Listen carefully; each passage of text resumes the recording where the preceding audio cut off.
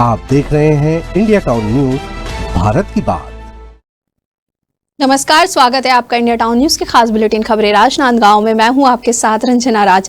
Bulletin की शुरुआत करने से पहले एक नजर आज की हेडलाइंस पर। राजनांदगांव में राशन वितरण हुआ सुचारू, 94% हितग्राहियों ने लिया जून से अगस्त माह तक का एक साथ राशन, शेष के लिए व्यवस्था जारी। राजनांदगांव के नगर निगम के व्यावसायिक परिसरों की दुर्दशा, कई कॉम्प्लेक्स अब तक नहीं हुए शुरू, सुविधाओं का अभाव बना रोड़ा।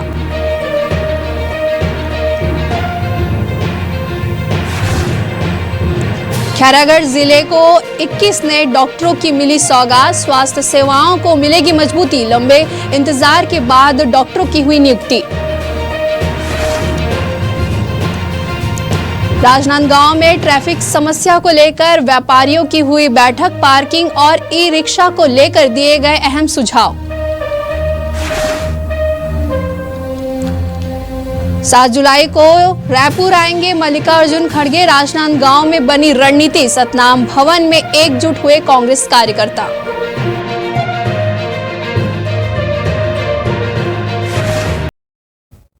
हेडलाइन के बाद अब खबरें विस्तार से। खबर की शुरुआत करते हैं सबसे बड़ी खबर से, जहां अखिल भारतीय कांग्रेस कमेटी के राष्ट्रीय अध्यक्ष मल्लिकार्जुन खड़गे आगामी 7 जुलाई को रायपुर प्रवास पर आ रहे हैं। उनके दौरे को लेकर कांग्रेस कार्यकर्ताओं में खासा उत्साह भी देखा जा रहा है। खड़गे के साथ होने वाली बड़ी बैठक की तैयारियों को लेकर राजनांदगांव जिला कांग्रेस कमेटी ने सतनाम भवन में एक महत्वपूर्ण बैठक आयोजित की है।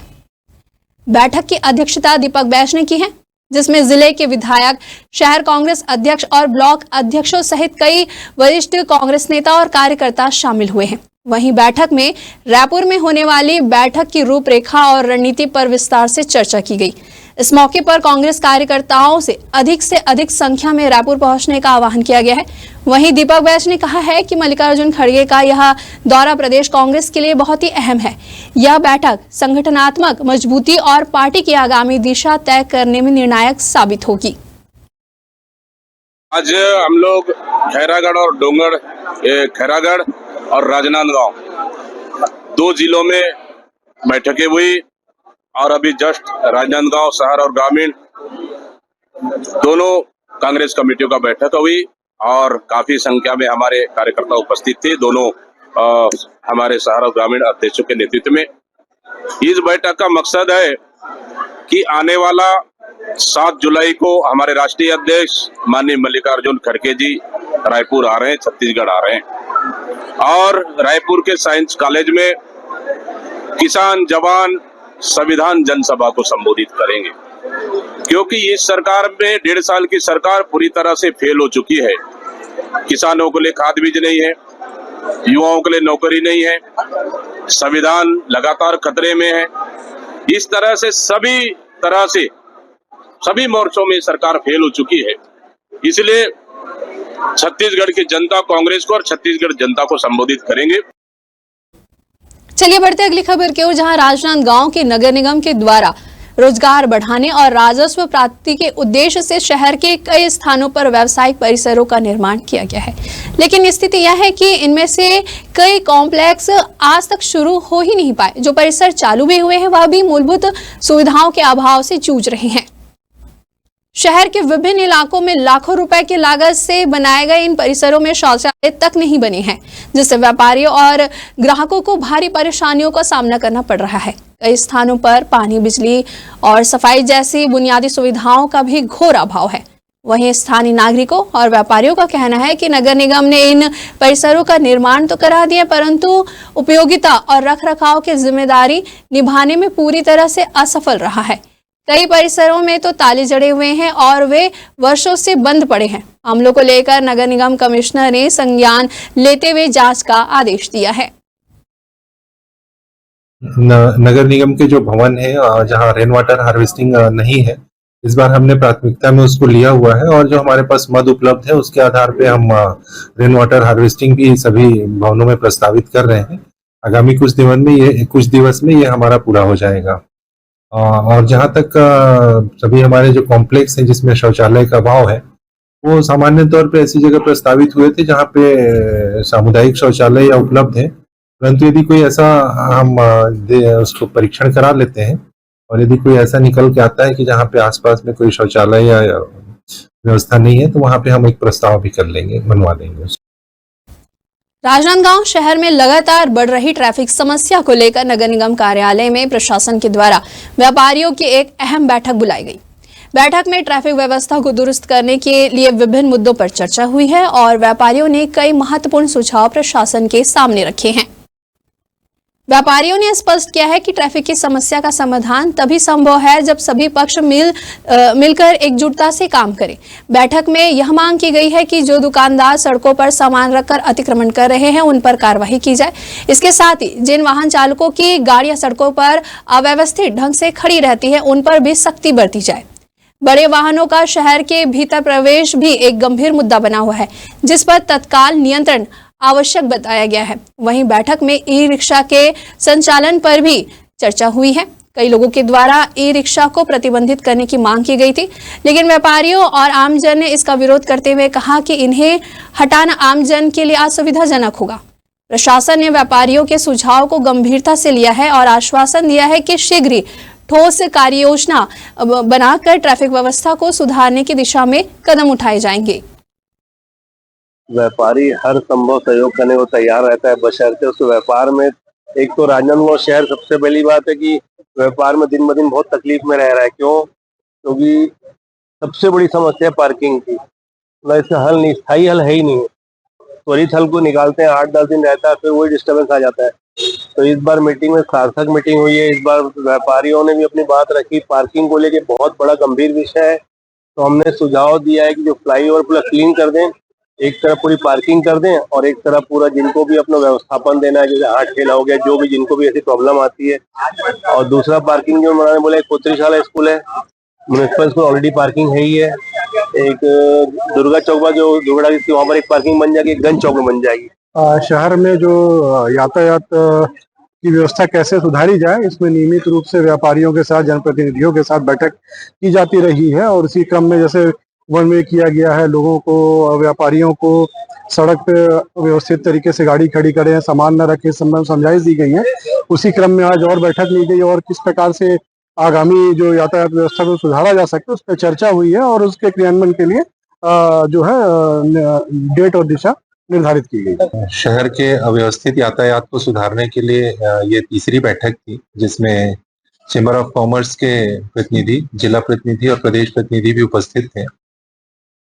जो प्रभावित क्षेत्र है वहाँ के व्यापारियों को भी आमंत्रित किए थे और इस बैठक बहुत सकारात्मक रही और इसमें यह निर्णय हुआ है कि जो भी अव्यवस्थित क्षेत्र वाला बाजार है वहाँ 2-3 दिन बाद से एक ड्राइव चलेगा, जिसपे जो सामान बाहर रखे हैं उसको अंदर रखवाने की कार्यवाही होगी और जो टेम्परेरी एनक्रोचमेंट किए हुए हैं, चाहे वो अपना दुकान का बोर्ड लगा के हो या सामान बाहर रख के हो या और भी किसी तरह से, उसको हटाने की भी कार्यवाही करेंगे। और उसको व्यवस्थित करने के सिलसिले में फ्लाईओवर के पूरे नीचे का भाग को खाली कराने की भी कार्यवाही कल या परसों से इसको हम प्रारंभ करने जा रहे हैं। अगली खबर की ओर, जहां प्रधानमंत्री के एक पेड़ मां के नाम अभियान और पर्यावरण संरक्षण को बढ़ावा देने की प्रेरणा से छुरिया के शासकीय प्राथमिक शाला में एक सराहनीय पहल देखने को मिली है। यहां के प्रधान पाठक दीपमाला साहू ने अपने जन्मदिन के शुभ अवसर पर शाला परिसर में कई छायादार और फलदार पौधे रोपित किए गए हैं।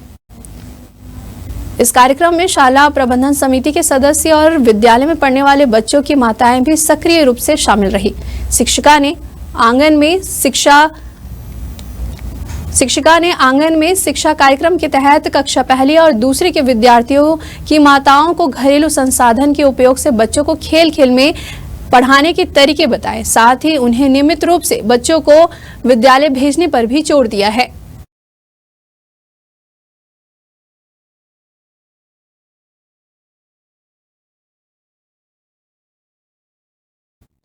स्वास्थ्य सेवाओं को सशक्त करने की दिशा में एक बड़ा कदम उठाते हुए लोक स्वास्थ्य एवं परिवार कल्याण विभाग ने खैरागढ़, छुई, खदान, गंडई जिले में 21 नए MBBS डॉक्टरों की पदस्थापना का आदेश जारी किया है। जारी आदेश के अनुसार 18 डॉक्टरों को जिला अस्पताल में तैनात किया गया है, जबकि बाकी 3 डॉक्टरों को विभिन्न प्राथमिक स्वास्थ्य केंद्रों में नियुक्त किया गया है। ये ये नियुक्तियां पहले चरण की ऑनलाइन काउंसलिंग और आवंटन प्रक्रिया के तहत 2 वर्षों की संविदा सेवा पर की गई थी। इस निर्णय से जिले की चिकित्सा व्यवस्था को नई ऊर्जा मिलने की उम्मीद है। लंबे समय से डॉक्टरों की कमी से जूझ रहे अस्पतालों और स्वास्थ्य केंद्रों में अब मरीजों को समय पर जांच और इलाज मिल सकेंगे। वहीं स्थानीय जनप्रतिनिधियों और नागरिकों ने इस पहल का स्वागत करते हुए इसे स्वास्थ्य सेवाओं में नई जान फूंकने वाला निर्णय बताया है। ग्रामीण क्षेत्रों में यह नियुक्ति विशेष रूप से लाभकारी मानी जा रही है, जहां चिकित्सा सुविधाओं की पहुंच सीमित रही है।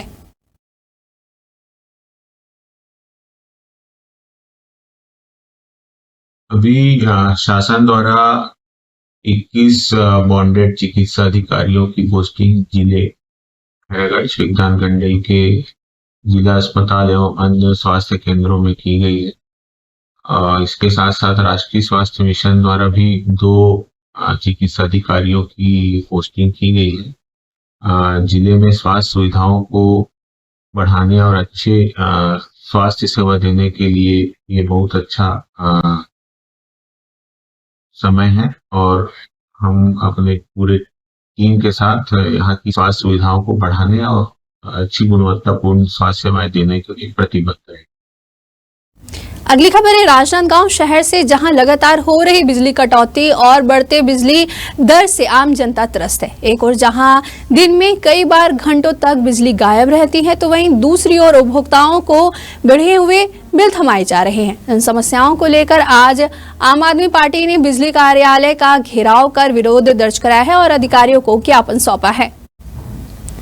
प्रदर्शनकारियों का आरोप है कि शिकायत करने के बावजूद बिजली विभाग के कर्मचारी फोन नहीं उठाते हैं, जिससे आम लोगों की परेशानी और भी ज्यादा बढ़ गई है।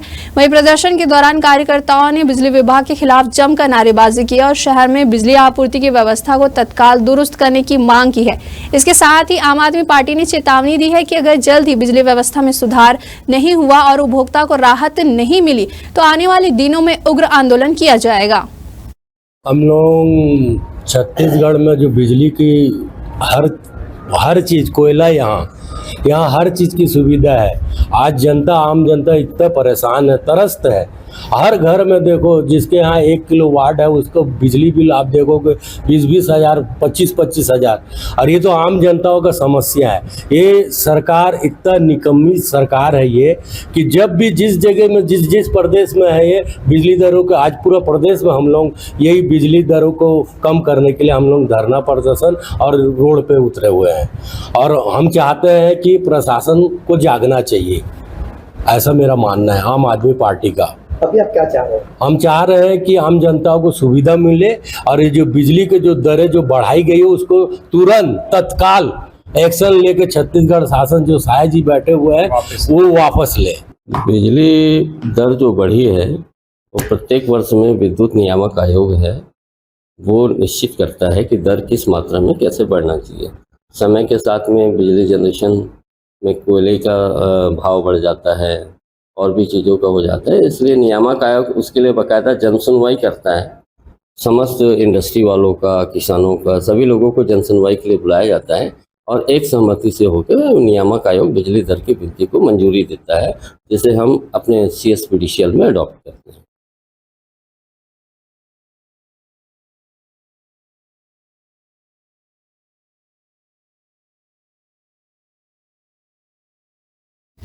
बिजली की लगातार कटौती और प्रति यूनिट दरों में बढ़ोतरी को लेकर आम आदमी पार्टी ने दुर्ग में जोरदार विरोध प्रदर्शन किया है।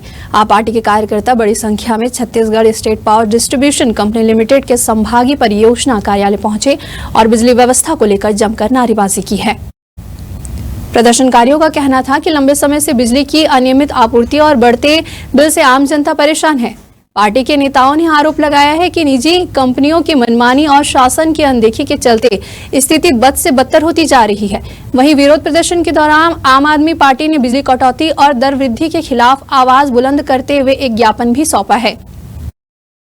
देखिए, कोई बड़ी संख्या में धरना प्रदर्शन नहीं था आज, ये सांकेतिक प्रदर्शन है। आज छत्तीसगढ़ की सरकार ने जो 20 पैसे प्रति यूनिट बिजली के बिल को बढ़ाने का जो निर्णय लिया है, जो प्रस्ताव उन्होंने प्रपोजल लगभग पास कर दिया है, ये उसी के विरोध में आज हमारा ये विरोध प्रदर्शन था कि छत्तीसगढ़ की सरकार को पता है कि जब छत्तीसगढ़ स्टेट सरप्लस बिजली बनाता है, छत्तीसगढ़ में कोयला हमारा है, पानी हमारा है, उत्पादन भी हमारा है यहाँ पर, 4-4 कंपनियां इन्होंने स्थापित कर दी यहाँ पे बिजली का रेट बढ़ाने की नीयत से।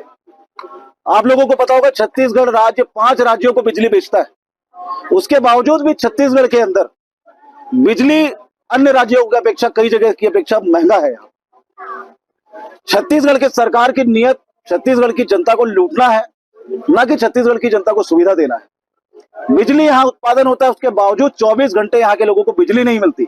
आज भी कई ऐसे गांव, कई ऐसे जिले हैं जहां पर आज तक बिजली के कनेक्शन नहीं पहुंचे, बिजली के खंभे नहीं है, कई सड़कें अंधकार में है अभी भी। तो ये छत्तीसगढ़ सरकार की नीयत समझ में आती है। इससे भारतीय जनता पार्टी की सरकार अगर ये कहती है कि अभी हमें सरकार बनाए 1.5 साल हुए हैं, तो ये बात उनको अच्छे से पता है कि इसके पहले 15 साल उन्होंने राज किया है। क्या सिर्फ छत्तीसगढ़ को लूटने का ठेका ले रखा इन्होंने? इसके लिए बस यही कहना चाहेंगे कि इसमें सरकार का भ्रष्टाचार पूरा स्पष्ट दिखाई देता है, जबकि हमारे छत्तीसगढ़ राज्य में स्वयं बिजली का उत्पादन होता है। हम स्वयं 5 राज्यों में, जिसमें मध्य प्रदेश है, महाराष्ट्र है, गोवा है, राजस्थान, गुजरात है, हम 5 पश्चिमी राज्यों में अपने यहाँ से बिजली सप्लाई करते हैं। उसके बाद भी यहाँ छत्तीसगढ़ की जनता बिजली का रोना रोती रहती है। हमेशा समय बिजली कभी भी गुल हो जाती है, जिसको लेकर के महिलाओं को बहुत ज्यादा परेशानी का सामना करना पड़ता है। बच्चों को पढ़ाना होता है, लिखाना होता है, उसमें दैनिक आवश्यकताओं की चीजों का अपने को काम करना होता है। बिजली के अभाव में हम वो चीजें नहीं कर पाते, जो कि बहुत ही ज्यादा दयनीय स्थिति बताती है छत्तीसगढ़ की। अभी जो इन्होंने दिया है आम आदमी पार्टी ने, बिजली सरप्लस होने के बाद भी अपनी बिजली अभी सस्ती हमें नहीं मिल पा रही है, महंगी मिल रही है। उसके लिए मैं ये प्रपोजल बना के भेजूंगा कि इनके द्वारा पूरी बात रखी गई है और इस पे तुरंत उस पे एक्शन लिया जाए या उस पे सोचा जाए, क्योंकि पॉलिसी मेकर हम नहीं है, पॉलिसी ऊपर से बनती है और सारी चीजें डिसीजन वहां से होते हैं। मैं ये बात लेकिन वहां तक बाई माध्यम के थ्रू मैं पहुंचाऊंगा। वक्त हो चुका है एक छोटे से ब्रेक का। खबरें और भी है, बने रहिए इंडिया टाउन न्यूज के साथ। अब खबर आपकी उंगलियों पर, हर खबर पर हमारा नजरिया। इंडिया टाउन न्यूज, भारत की बात। ब्रेक के बाद आप सभी का स्वागत है। चलिए बढ़ते हैं अगली खबर की ओर। गेंदाटोला थाना क्षेत्र के ग्राम गरापार में कृषि कार्य के लिए रखे 3 लाख रुपए की चोरी का मामला सामने आया है, जिसमें पुलिस ने तत्काल कार्रवाई करते हुए आरोपी को गिरफ्तार कर लिया है। चोरी की गई रकम में से 1,79,000 रुपए की नकदी भी आरोपी से बरामद की गई है। पुलिस से मिली जानकारी के अनुसार प्रार्थी विनोद कुमार साहू ने रिपोर्ट दर्ज कराई कि उसके पिकअप वाहन में रखे 3 लाख रुपए किसी अज्ञात व्यक्ति ने चोरी कर लिया है। यह रकम कृषि संबंधित कार्यों के लिए रखी गई थी। वहीं मामले की गंभीरता को देखते हुए राजनांदगांव पुलिस ने संयुक्त टीम बनाई और जांच के दौरान संदेही छगनलाल साहू को हिरासत में लेकर पूछताछ की गई। वहीं पूछताछ के दौरान आरोपी ने अपराध स्वीकार कर लिया है, जिसके बाद आरोपी को जेल भेज दिया गया है।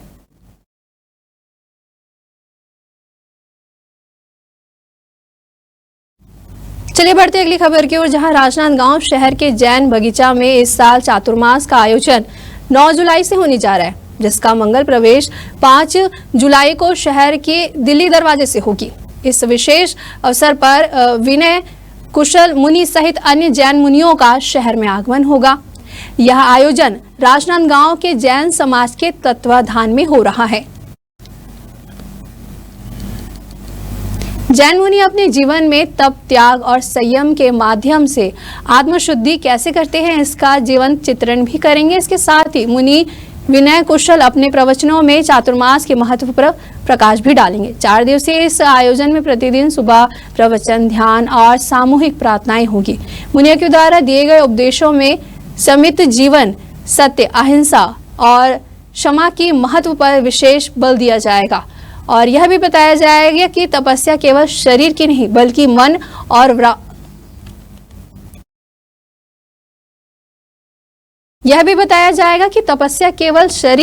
बल्कि मन और वाणी की भी होनी चाहिए। 2025 चातुर्मास प्रारंभ होने जा रहा है, जो कि 9 तारीख को प्रारंभ होगा, जिसका मंगल प्रवेश परसों 5 जुलाई को 7:45 को सिंह द्वार दिल्ली दरवाजा से होना है। हमारे यहाँ 7 अठाना साधु जी आ रहे हैं। परम पूज्य विनय कुशल मुनि जी, परम पूज्य वीरभद्र विराग मुनि जी, नंदीसेन मुनि जी, सोमभद्र जी, स्वस्तिभद्र जी, हंसभद्र जी, ऐसा करके 7 साधु जी हैं। जिनका भव्य प्रवेश 5 जुलाई को 7:45 के दिल्ली दरवाजा से कामठी लाइन होते हुए जैन बगीचा पधारेंगे। जी, इस 4 मास के दौरान जितने भी गुरुवार पड़ेंगे उस दिन एक विशेष प्रवचन सर्वधर्म के लोगों के लिए रहेगा, चाहे वो जैन हो अजैन हो। एक विशेष प्रवचन रामायण पर, महाभारत पर, उनके ऊपर विशेष प्रकाश डाला जाएगा। कहाँ पर होगा?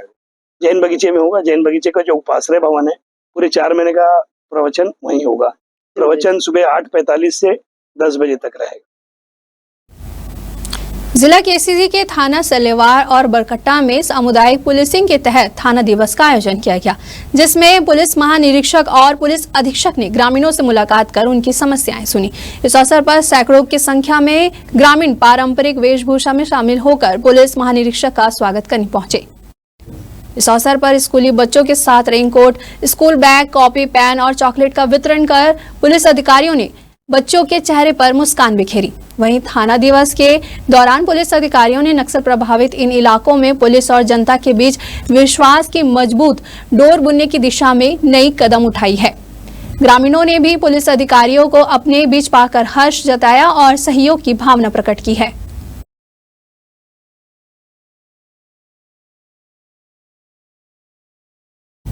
खैरागढ़ के तुरकारीपारा स्कूल संकुल कार्यालय में सरकारी दस्तावेजों को खुलेआम जलाए जाने का सनसनीखेज मामला सामने आया है। बिना किसी वैधानिक प्रक्रिया के दस्तावेजों को नष्ट किए जाने को लेकर प्रशासनिक लापरवाही पर स्थानीय लोगों में गहरा आक्रोश देखने को मिला। वहीं मामले की गंभीरता को देखते हुए नागरिकों और शिक्षकों ने संयुक्त कलेक्टर को जिला कलेक्टर के नाम ज्ञापन सौंपा है। ज्ञापन में मांग की गई है कि पूरे मामले की निष्पक्ष जांच कर दोषियों के विरुद्ध सख्त कार्रवाई की जाए। जानकारी के अनुसार कार्यालय में रखे गए शासकीय पुस्तकें, उपस्थिति पंजी और अन्य महत्वपूर्ण अभिलेखों को नियमों को दरकिनार करते हुए आग के हवाले कर दिया गया है। इस घटना की सूचना मिलते ही शिक्षकों और स्थानीय नागरिकों में रोष फैल गया। लोगों का कहना है कि दस्तावेजों का इस प्रकार नष्ट किया जाना न केवल सरकारी नियमों का उल्लंघन है, बल्कि इससे प्रशासन की पारदर्शिता और जवाबदेही पर भी गंभीर सवाल खड़े हो रहे हैं। वहीं संयुक्त कलेक्टर सुमन राज ने मामले को गंभीरता से लेते हुए कहा है कि दस्तावेजों को बिना प्रक्रिया के जलाया जाना अत्यंत गंभीर विषय है, इसलिए जांच के बाद जो भी दोषी पाया जाए उस पर नियमानुसार कड़ी कार्रवाई की जाए। भी आपके माध्यम से जो है एक आवेदन प्राप्त हुआ है जिसमें शासकीय दस्तावेजों को जो है नष्ट किए जाने के संबंध में शिकायत किया गया है, जिसके बारे में जिला शिक्षा अधिकारी से शिकायत की जांच कराई जाएगी और उसमें नियमानुसार कार्यवाही की जाएगी। हमारे खास बुलेटिन खबरें राजनांदगांव में फिलहाल इतना ही। मुझे दीजिए इजाजत, नमस्कार। आप देख रहे हैं इंडिया टाउन न्यूज, भारत की बात।